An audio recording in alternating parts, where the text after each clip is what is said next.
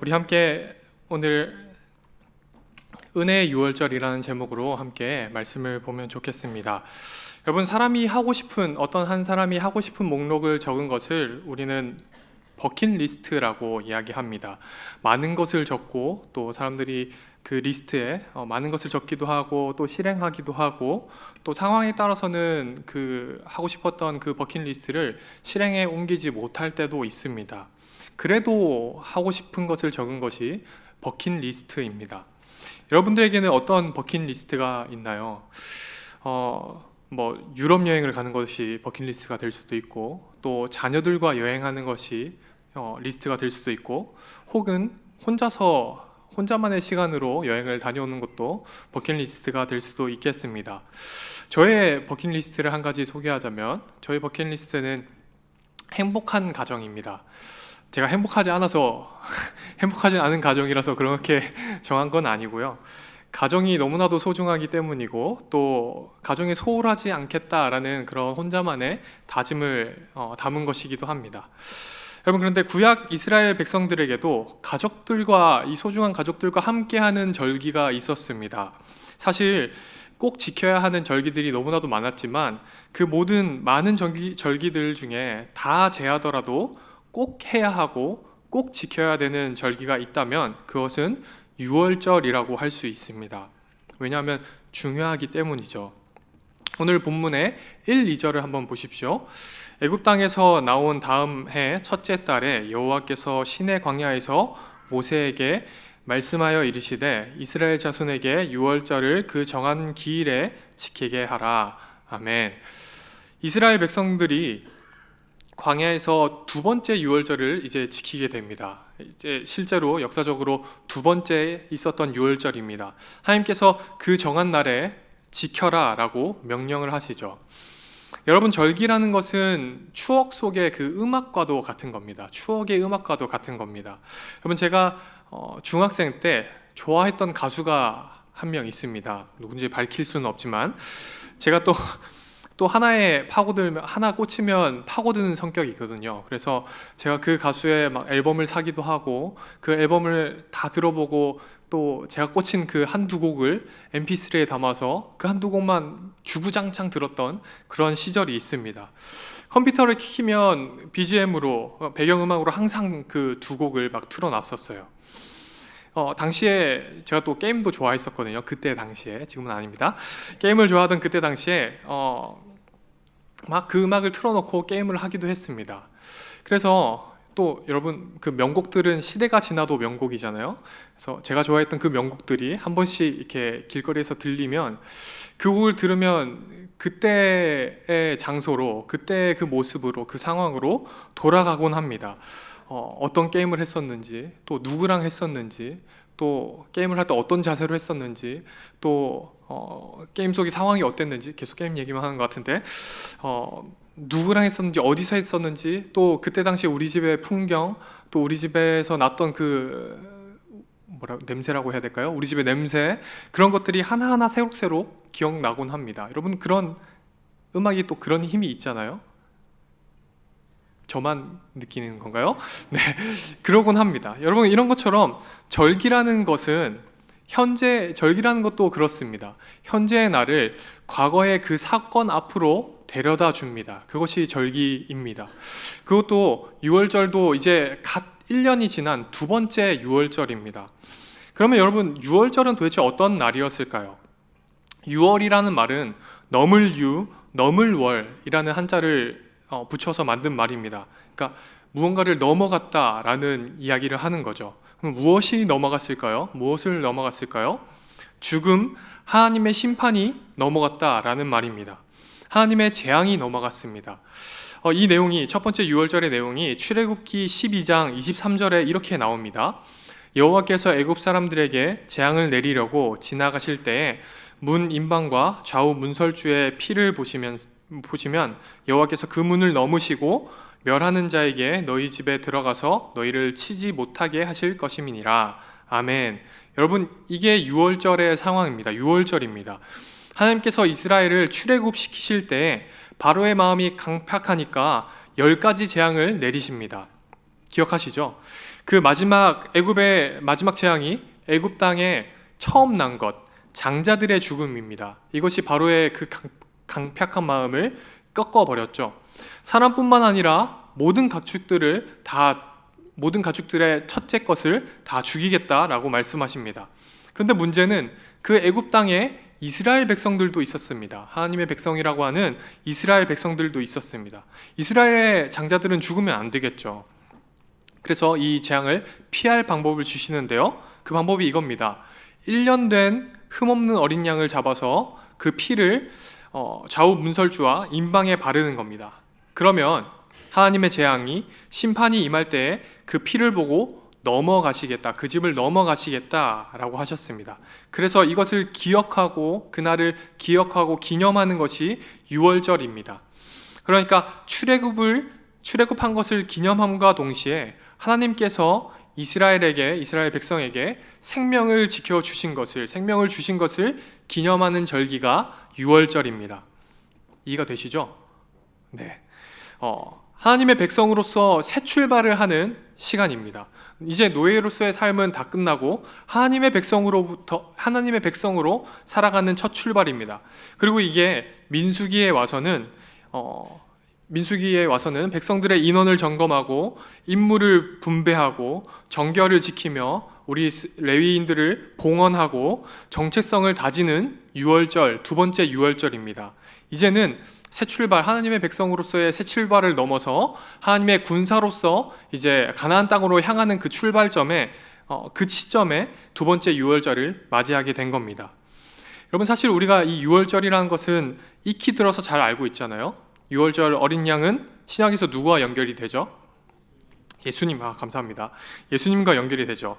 세례 요한이 이렇게 이야기를 합니다. 이튿날 한번 띄워주세요. 이튿날 요한이 예수께서 자기에게 나아오심을 보고 이르되 보라, 세상 죄를 지고 가는 하나님의 어린 양이로다. 아멘. 여러분, 그 어린 양, 하나님의 어린 양, 유월절 어린 양이신 예수님이 이 땅에 오셔서 하나님 나라를 선포하시고 또 병든 자를 자유케 하시고 여러 가지 일들을 하십니다. 그리고 나서 결국에 어떻게 되시죠? 유월절에 최후의 만찬을 하시고 붙잡히셔서 십자가에 죽으십니다.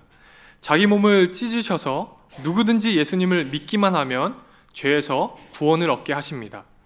우리는 너무나도 익숙하게 이 이야기를 들어서 쉽고 값싼 복음처럼 대할 때도 있지만 사실 말도 안 되는 방법으로 새로운 생명, 영원한 생명을 얻게 하신 것입니다. 이게 유월절 사건입니다. 그래서 우리도 포기할 수 없는 성경 속에 한 사건이 있다면 유월절 어린 양 예수 그리스도입니다. 예수님이 나에게 어떠한 일을 행하셨고 또 무엇을 주셨는지 생각한다면 이 유월절을 그냥 따분하게 읽고 넘어가기에는 무리가 있을 겁니다. 다시 본문으로 돌아와서 이스라엘 백성들이 이제 두 번째 유월절을 지키려고 하는데 한 가지 문제가 발생했습니다. 6절을 봅시다. 그때 사람의 시체로 말미암아 부정하게 되어서 유월절을 지킬 수 없는 사람이 있었는데 그들이 그날에 모세와 아론 앞에 이르러 아멘. 네, 아론 앞에 이르러 아멘. 여러분, 어떤 상황이냐면 유월절 규례대로 지금 지키지 못하는 사람들이 생겼다라는 겁니다. 지금 사람의 시체로 말미암아 부정하게 돼서 유월절을 지키지 못하는 사람들이 생겨났습니다. 여러분, 두 번째 유월절이니까 지금 첫 번째랑은 다른 상황이죠. 처음 유월절을 지킬 때는 가족들이 함께 모여서 양을 구워서 쓴 나물과 무교병과 함께 같이 먹으면 됐었습니다. 그런데 지금 두 번째 이 상황에 와 보니까 그렇게 하지 못하는 사람들이 생겨났습니다. 율법에 시체를 만지거나 시체에 닿아서 부정하게 된 사람들은 유월절에 참여하지 못하게 했거든요. 시체로 부정하게 된 사람들이 그래서 이렇게 이야기하는 겁니다. 우리는 유월절을 지킬 수 없습니다. 우리 어떻게 하면 좋겠습니까? 라고 의문을 제기하는 거죠. 그렇게 모세에게 찾아온 상황입니다. 여러분, 이 사람들이 근데 왜 그걸 꼭 모세한테 와서 이렇게까지 얘기를 할까요? 우리 그 유월절 그냥 그 이름처럼 그냥 한 해 정도는 넘어가도 되지 않겠습니까? 근데 왜 그 6월 하면 되잖아요. 왜 모세한테 와서 이런 이야기를 할까요? 출애굽기 12장에 보면 하나님께서 유월절을 지키지 않으면 어떻게 된다라고 이야기를 하셨는데 어떻게 되는 거냐면 유월절을 지키지 않으면 이스라엘에서 끊어진다라고 이야기를 하셨습니다. 너네 하나님의 백성으로부터 끊어지는 거야라고 이야기를 하셨습니다. 그래서 이 사람들이 지금 시체로 부정하게 된 사람들이 우리는 유월절을 지킬 수 없습니다. 우리 어떻게 해야 되겠습니까? 라고 찾아온 겁니다. 여러분 어떻게 하면 좋을까요? 율법을 그냥 어겨버릴까요? 그냥 뭐 부정한 자지만 그냥 유월절을 지킬까요? 아니면 그냥 유월절을 지키지 않고 끊어져 버릴까요? 여러분 모세는 지도자로서 여러 가지 선택을 할 수 있었겠지만 기다리라고 이야기를 합니다. 8절에 이렇게 이야기하는데요. 모세가 그들에게 이르되 기다리라 여호와께서 너희에게 대하여 어떻게 명령하시는지 내가 들으리라. 아멘. 여러분 지금 계속 상황을 이입해서 들어보셔야 됩니다. 여러분 모세 대단하지 않습니까? 제가 만약에 모세였다면 야 이거 어떻게 하지? 끊어지게 놔둬? 아니면 율법을 그냥 어기게 할까? 율법을 어기고 유월절은 지키고 나서 속죄제사 드리라고 하면 되지 않을까? 여러 가지 고민으로 머리가 복잡했을 것 같습니다. 그런데 모세가 정리를 하죠. 기다려라. 내가 하나님께서 뭐라고 명령하시는지 듣겠다. 여러분 이렇게 말하니까 제가 좀 어리석어 보이는데 여튼 우리는 종종 이런 실수를 하곤 합니다. 율법을 지키니마니 사람은 생각하지 않고 율법에 갇혀서 생각할 때가 많습니다. 여러분 예수님을 생각해 보세요. 예수님도 그렇죠. 예수님께서 유대인의 입장에서 그 정해진 율법을 얼마나 많이 어기셨는지 아십니까? 안식일에 병자를 고치십니다. 유대인에게는 상상도 못할 일이죠. 예수님은 율법을 보시는 게 아니라 율법의 정신을 지키셨고 사람을 보셨고 생명을 보셨습니다. 차이가 뭐죠? 규례가 먼저냐 그 속에 담긴 정신과 의미 그 생명이 먼저냐 하는 겁니다. 오늘 모세도 그런 관점을 가졌던 것 같습니다. 함부로 결정을 내리지 않죠. 함부로 판단하지 않습니다. 하나님께서 어떻게 명령하실지 기다려보라 라고 이야기를 하죠.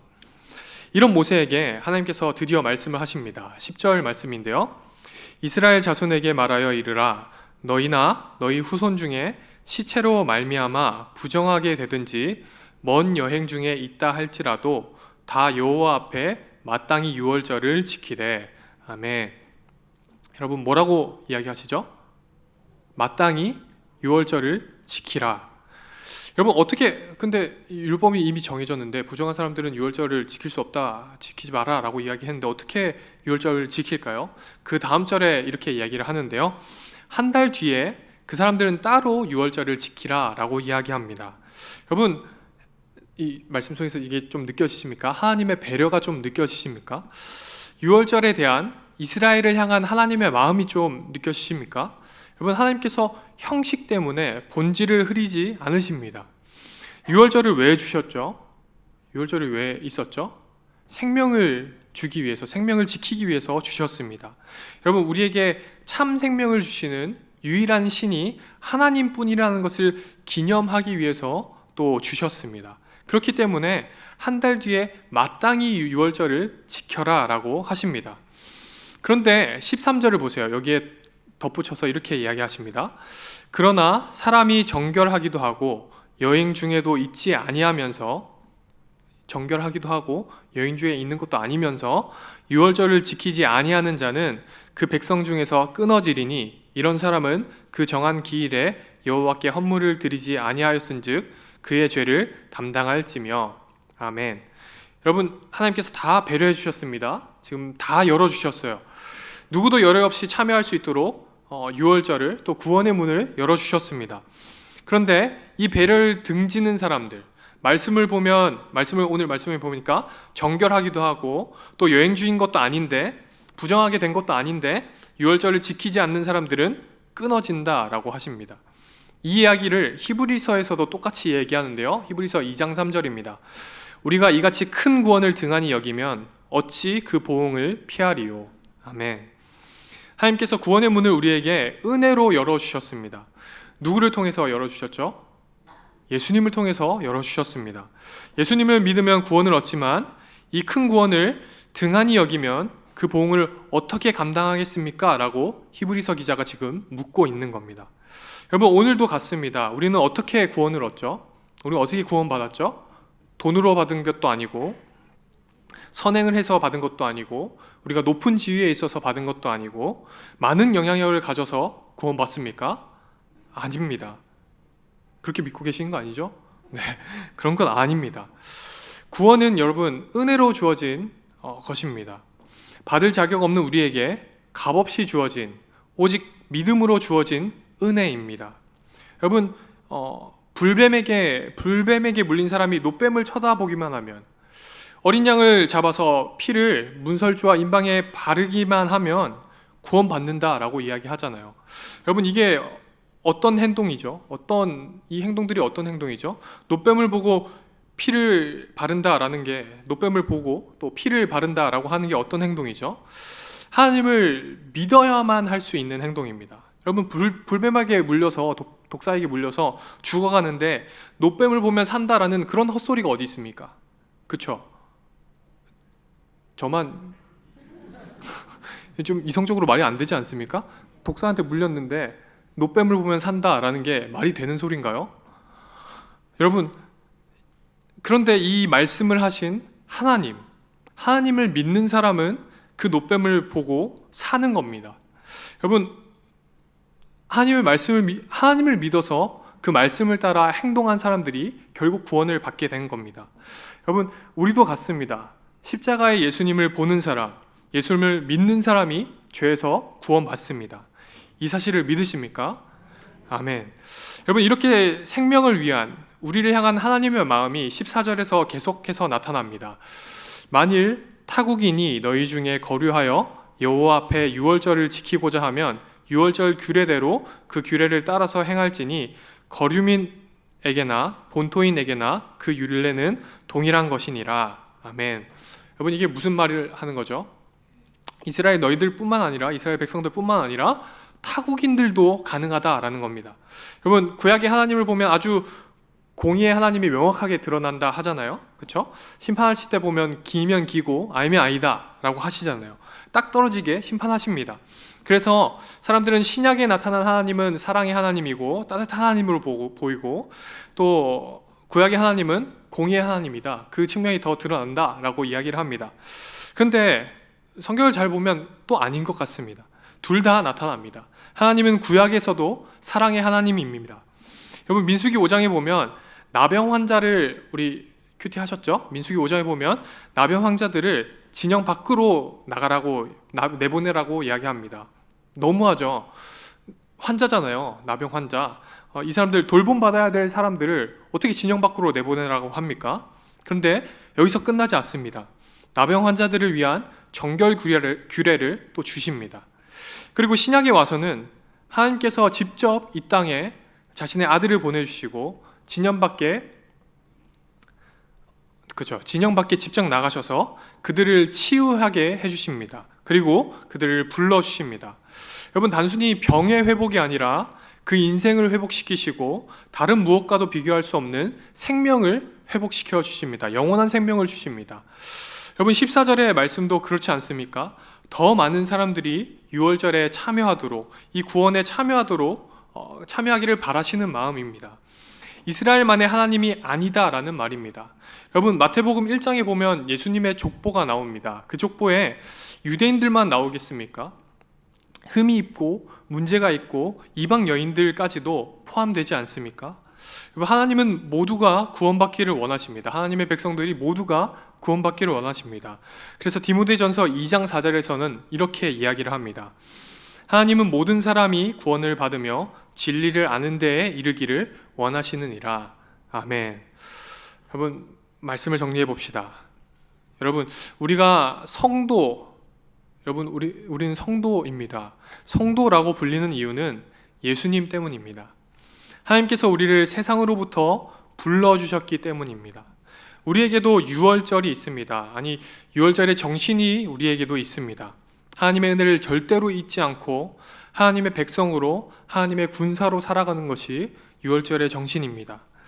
유대인으로 치자면 우리도 이방인이잖아요. 그렇죠? 우리도 이방인이지만 우리에게도 유월절이 있고 유월절의 정신이 있습니다. 우리가 세상에 대해서 완전히 죽고 출애굽한 그날, 이제는 내가 주님을 위해서 살겠습니다. 하나님이 정말 제 인생의 주인입니다. 라고 고백한 그날, 하나님을 인격적으로 경험한 그날, 그날이 우리에게 유월절 아니겠습니까?